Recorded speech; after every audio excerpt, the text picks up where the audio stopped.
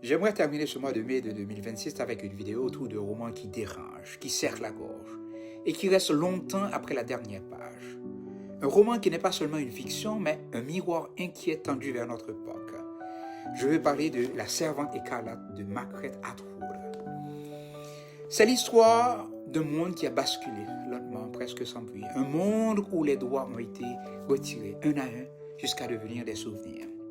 Dans cette société appelée Gilead, les femmes ne sont plus des personnes libres. Certaines deviennent des servantes, réduites à leurs fonctions, à leur corps, à leur silence. Alors, au centre du récit, il y a Offred, une femme parmi d'autres, une femme qui se souvient, qui pense, qui résiste intérieurement, même quand tout autour d'elle exige l'effacement. Au début, il y a la peur, la soumission, la survie. Et puis, quelque chose se fissure, car dans un monde contrôlé, même dans un monde verrouillé, l'esprit humain continue de parler, de se souvenir, de refuser d'oublier. Margaret Atwood ne raconte pas seulement une dystopie, elle pose une question dérangeante. À quel moment une société bascule-t-elle vers l'inacceptable, sans que personne ne réagisse vraiment?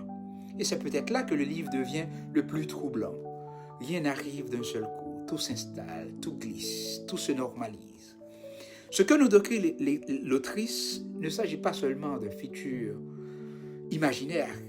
Il s'agit de ce qui peut arriver maintenant, quand on cesse de regarder ce qui glisse autour de nous. Avec cette lecture, une question s'impose. Qu'est-ce que la liberté quand elle peut être retirée? Et surtout, qu'est-ce que la liberté intérieure quand tout extérieur est confisqué? Offred n'est pas une héroïne invincible. Elle doute, elle a peur, elle survit. Mais dans cette survie, il y a déjà une forme de résistance. Et peut-être que le roman nous laisse avec cela, une vérité simple, inconfortable. La liberté commence parfois dans les endroits les plus silencieux. Alors, entre dystopie et réalité, entre mémoire et oubli, entre oppression et survie, il reste peut-être une question. Jusqu'où peut aller une société quand elle oublie l'humain en elle? Et toi, crois-tu que les libertés peuvent disparaître lentement sans que personne ne se rende compte? Dis-moi en commentaire ou écris-moi. Merci.